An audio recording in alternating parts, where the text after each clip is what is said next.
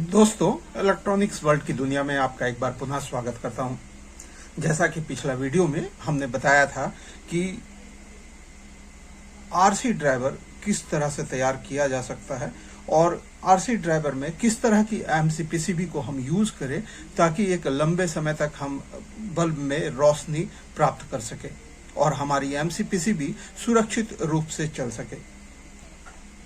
आज के इस एक्सपेरिमेंट वीडियो में हम 3 अलग अलग पीएफ का इस्तेमाल करते हुए आरसी ड्राइवर बनाएंगे और ये देखेंगे कि उस आरसी ड्राइवर में आउटपुट वोल्टेज जो एमसीपीसीबी के हिसाब से एडजस्ट होती है, किंतु एमसीपीसीबी के हिसाब से वोल्टेज एडजस्ट होने के बावजूद उसकी मिली एम्पेयर आउटपुट कितनी होती है, ताकि मिली एम्पेयर के एडजस्टमेंट के साथ ही हम ये समझ पाएंगे कि कौन सी एमसीपीसीबी हम यूज करें ताकि हमारा आरसी ड्राइवर जो है वो बल्ब को लंबे समय तक जीवित रखे और बल्ब हमारा प्रकाश देता रहे। उसके लिए सबसे पहले जो पिछले वीडियो में हमने इस्तेमाल किया था इस एमसीपीसीबी का, ये एमसीपीसीबी को हमने यहां से 2 बल्ब निकालकर हेवल्स के 300 मिली एम्पेयर के आउटपुट में इस्तेमाल किया था और ये मैंने सिंगल सीरीज को डबल पैरेलल बनाकर इसको दिखाया था। अब चूंकि ये डबल पैरेलल है और 6 वोल्ट की 1 वाट की 150 मिली एम्पेयर की एसएमडी एलईडी इसमें यूज की गई है, उस कंडीशन में ये एमसीपीसीबी 300 मिली एम्पेयर पे आराम से चल सकता है। चूंकि कम मिली एम्पेयर की एमसीपीसीबी अगर हम यूज करेंगे और हमारे आरसी ड्राइवर से मिली एम्पेयर अगर अधिक निकलेगा तो हमारा एमसीपीसीबी खराब हो जाएगा। इसलिए आज इसी एमसीपीसीबी का हम यूज करेंगे ताकि 300 मिली एम्पेयर तक की वोल्ट को ये बर्दाश्त कर सके। और जो एमसीपीसीबी आज हम तैयार करेंगे वो 3 अलग अलग पीएफ से करेंगे, जिसमें ये एक है 185J 400 वोल्ट की। मैं माइक्रो जूम करके आपको दिखाता हूं।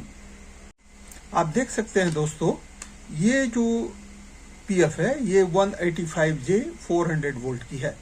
एक तो हम इससे ड्राइवर रेडी करेंगे। दूसरी जो पीएफ हमारे पास उपलब्ध है वो 105K और 400 वोल्ट की है, ये भी आप देख सकते हैं। और तीसरी जो पीएफ हमारे पास उपलब्ध है ये 155J 400 वोल्ट की है। इन तीनों ही पीएफ का इस्तेमाल करते हुए आज हम ड्राइवर बनाएंगे और उस ड्राइवर से मिली एम्पेयर और वोल्टेज को चेक करेंगे। इस ड्राइवर को रेडी करने के लिए मैंने जो जो सामान लिए हैं मैं उसको पहले आपको बता देता हूं। ये तो 3 तरह के पीएफ मैंने आपको दिखा दिए।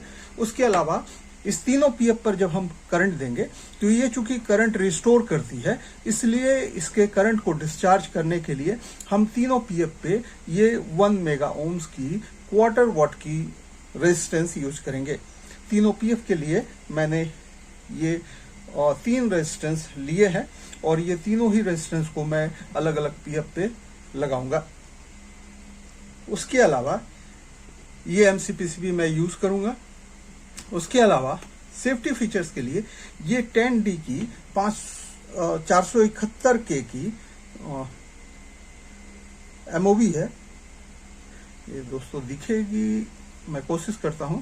आप देख सकते हैं ये 10D 471K की एमओवी है। मैं सेफ्टी के लिए इस एमओवी को भी यूज करूंगा। उसके अलावा आप कोई भी ब्रिज डायोड यूज कर सकते हैं। एम्पेयर की नॉर्मल जो MB10 आती है आप उसको भी यूज कर सकते हैं। वो किसी भी बल्ब के ड्राइवर से आप उस ब्रिज को निकाल सकते हैं। अन्यथा आप 1N4007 डायोड को भी जोड़कर ब्रिज तैयार कर सकते हैं। मैं इस ब्रिज को यूज कर रहा हूं। ये KVP 310 है जो कि 3 एम्पेयर तक की लोड को बर्दाश्त करती है। आप यहां कोई भी ब्रिज यूज कर सकते हैं। उसके अलावा ये 68 ओम्स की एक फ्यूजेबल रेजिस्टेंस मैं यूज कर रहा हूं। ये भी सेफ्टी के लिए यूज होगी और डायरेक्ट एसी इनपुट पर ही ये कनेक्ट होगी। उसके अलावा एक 100K की रेजिस्टेंस मैं यूज करूंगा जो कि आफ्टर ग्लो प्रॉब्लम को खत्म करने के लिए लगाई जाती है आउटपुट के कैपेसिटर पे, ताकि स्विच बंद करने के बाद भी आपकी एलईडी जो धीरे धीरे बंद होती है वो ना हो और आउटपुट कैपेसिटर पे जो वोल्टेज रिस्टोर हुआ हो उसको ये डिस्चार्ज कर सके। और मैं कैपेसिटर जो यूज कर रहा हूं वो आप देख सकते हैं, ये 6.8 एमएफ की है और 450 वोल्ट की है। यहाँ मैं 450 वोल्ट इसलिए यूज कर रहा हूँ, मैंने देखा है कि बहुत सारे पीएफ ड्रॉपर सर्किट में यूट्यूब पर लोग वीडियो बनाते हैं और वहाँ वो 100 वोल्ट या 140, 160 वोल्ट इस तरह के कैपेसिटर को यूज करते हैं। लेकिन जब ये बिना लोड में रहती है पीएफ ड्रॉपर सर्किट, तो ये एसी वोल्टेज जो सप्लाई में इनको मिलती है लगभग वही वोल्टेज आउटपुट भी करती है। क्योंकि एसी की पीक वोल्टेज 220 से अधिक होती है, पीक वोल्टेज का हिसाब भी मैं बताऊंगा, लेकिन आप ये मोटा मोटी समझ लो कि अगर आपके घर में 220 वोल्ट एसी इनपुट हो रही है तो उसका पीक वोल्टेज 311 वोल्ट होता है। तो आप 311 वोल्ट से अधिक अगर आप इस पे कैपेसिटर यूज करते हैं तो उस कंडीशन पे होगा क्या कि अगर आपकी एमसीपीसीबी खराब भी हो जाएगी तो आपका ये कैपेसिटर ब्लास्ट नहीं करेगा। अन्यथा अगर आप 100 वोल्ट की कैपेसिटर इस पे लगाते हैं और जब आपकी एमसीपीसीबी की कोई भी एलईडी खराब होती है तो सबसे पहला प्रॉब्लम यही आता है कि आपका कैपेसिटर ब्लास्ट कर जाता है। दोस्तों, इन सभी सामानों को लेकर मैं अभी सर्किट बनाऊंगा और अलग अलग पीएफ पर सर्किट बनाते हुए आपको ये दिखाऊंगा कि किस पीएफ पे हमें कितने मिली एम्पीयर की करंट मिल रही है। अब मैं पहले इसका डिजाइन कर लेता हूं, फिर आपको इसके डिजाइन के बारे में समझाऊंगा।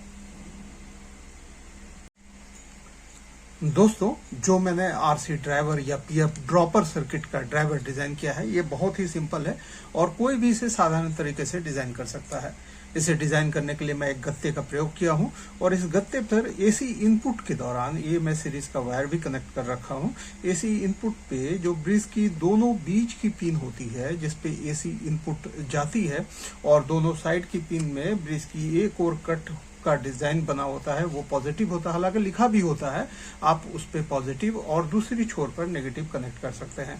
तो ये जहां एसी इनपुट है वहां मैंने अभी 105 के 400 वोल्ट की पीएफ लगाई है ब्रिज डायोड के दोनों बीच की पिन पे, और दूसरी वाली पिन जो है, दो पिन में से एक पिन पे मैंने पीएफ कनेक्ट किया है और एक पिन पे 68 ओम्स की फ्यूजेबल रेजिस्टेंस कनेक्ट करके यहां से मैंने पावर इनपुट किया है।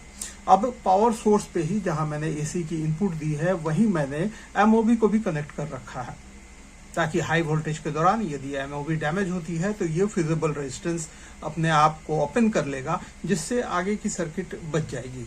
हालांकि आरसी ड्राइवर में प्रोटेक्शन उतना मायने नहीं रख पाती है, फिर भी प्रोटेक्शन लगा रहना भी जरूरी है, क्योंकि प्रोटेक्शन रहने से हो सकता है कि आपकी एमसीपीसीबी सुरक्षित रह पाए।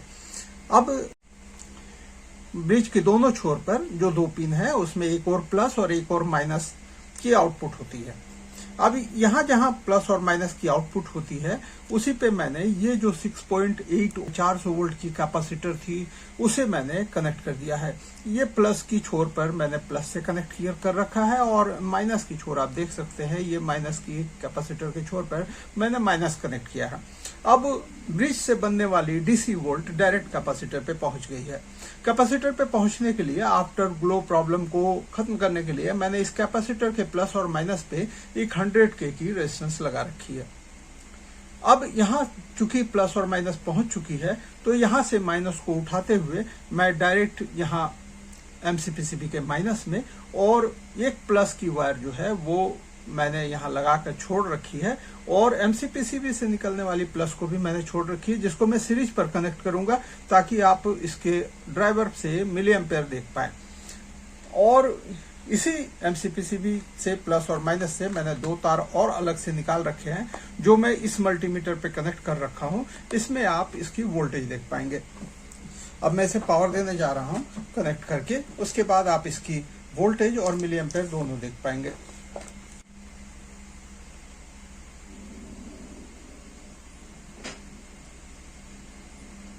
ये ड्राइवर से निकलने वाली प्लस की वोल्टेज पर मैं मिली एम्पेयर टेस्ट करने के लिए इसका प्लस का प्रोब कनेक्ट कर रहा हूं और ये जो माइनस की प्रोब है जो एमसीपीसीबी में प्लस जाएगी उस पे कनेक्ट कर रहा हूं। चूंकि ये एक सीरीज कनेक्शन बनेगी, उस कंडीशन पे आपको इस मल्टीमीटर पे मिली एम्पेयर दिखेगा और इस मल्टीमीटर पे आपको इसकी वोल्टेज आउटपुट दिखेगी कि एमसीपीसीबी कितना वोल्ट कंज्यूम कर रहा है। चूंकि इस एमसीपीसीबी में 24 एलईडी थी और अब जाकर जब मैंने पिछले वीडियो में आपको दिखाया था कि मैंने 2 एलईडी से आउट कर ली थी तो ये 22 एलईडी हो गई थी। तो 11 एलईडी है 6 वोल्ट की, तो लमसम 66 वोल्ट लेना चाहिए, लेकिन ये कम ही वोल्ट लेगी। और चूंकि पीएफ की जो साइज है, पीएफ की जो कैपेसिटी है वो कम है, उस कंडीशन में ये लोड बढ़ेगी। तो चूंकि यहाँ कोई फीडबैक का सेक्शन नहीं बना हुआ है, इसीलिए इस कंडीशन में यहाँ मिली एम्पेयर जो है वो भी कम हो जाएगी, क्योंकि लोड बढ़ने के साथ ही मिली एम्पेयर इसमें घटेगी। वही मैं दिखाता हूँ, मैं इस पर भी लाइन देता हूँ, फिर आप देखिएगा।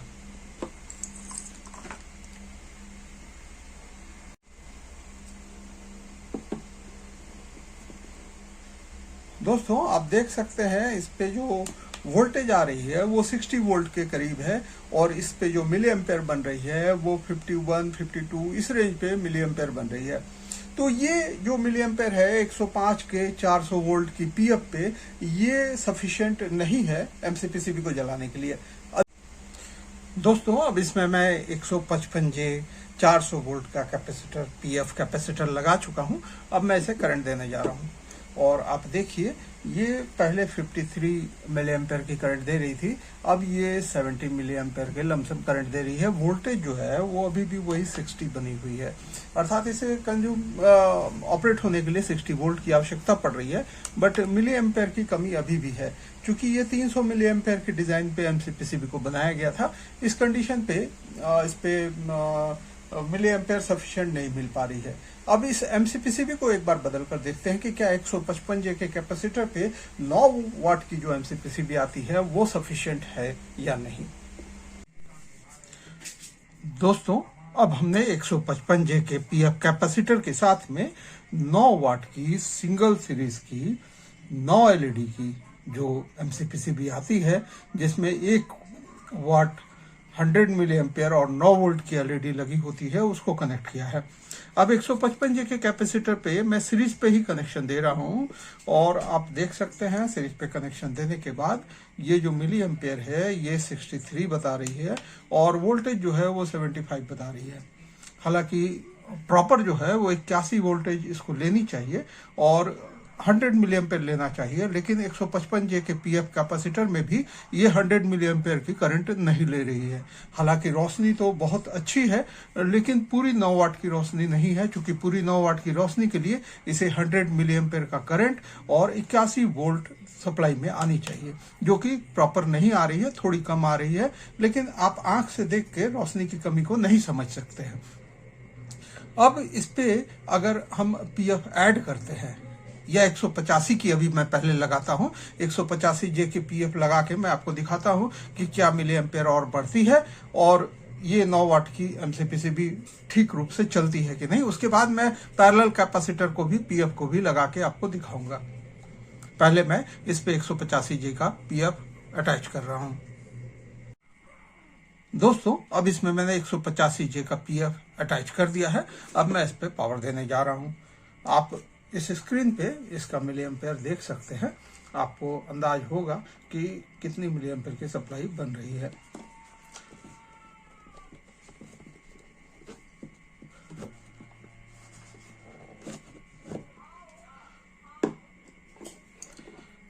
दोस्तों ये 83 मिली एम्पेयर की सप्लाई यहाँ बन गई है, और वोल्टेज जो है वो 76 आ रही है। उस कंडीशन में ये 9 वाट की जो एमसीपीसीबी है वो एक बेहतर रोशनी प्रदान कर रही है 185J के कैपेसिटर के साथ में। अगर मैं इस पे 105K का कैपेसिटर पैरेलली अटैच करता हूं तो मिली एम्पेयर कितनी बनती है वो देखता हूं। दोस्तों अब मैंने 185J के साथ में 105K की कैपेसिटर भी अटैच कर ली है। अब मैं इस पे पावर देने जा रहा हूं, आप देखिएगा कि मिली एम्पेयर कितनी बता रही है। दोस्तों यहाँ 131 मिली एम्पेयर हो गई है। उस कंडीशन में ये एमसीपीसीबी पूरी रोशनी के साथ ग्लो कर रही है, लेकिन ये ज्यादा देर नहीं चलेगी, क्योंकि इसे 100 मिली एम्पेयर ही सफिशिएंट करंट चाहिए। 100 मिली एम्पेयर से ये चूंकि बढ़ गई है, उस कंडीशन में यहाँ 6 वोल्ट 150 मिली एम्पेयर की एमसीपीसीबी बहुत ही बेहतर तरीके से चल सकती है।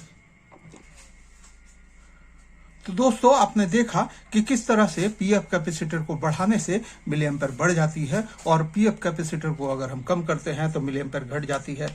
आप इसी हिसाब से आप आरसी ड्राइवर या पीएफ ड्रॉपर सर्किट बना सकते हैं, जिससे आप अपने आवश्यकता अनुसार मिली एम्पेयर प्राप्त कर सकते हैं और उसी हिसाब से आप इसे चला भी सकते हैं। धन्यवाद दोस्तों, आज के वीडियो में बस इतना ही। आपको अगर हमारी वीडियो अच्छी लगती है तो कृपया हमारी वीडियो को लाइक कीजिए और हमारे चैनल को सब्सक्राइब कीजिए। साथ ही बेल आइकन के ऑल नोटिफिकेशन पे जरूर क्लिक कीजिए ताकि हमारे द्वारा बनाए गए वीडियो के प्रथम नोटिफिकेशन आपको प्राप्त हो। धन्यवाद दोस्तों, आपका दिन शुभ हो।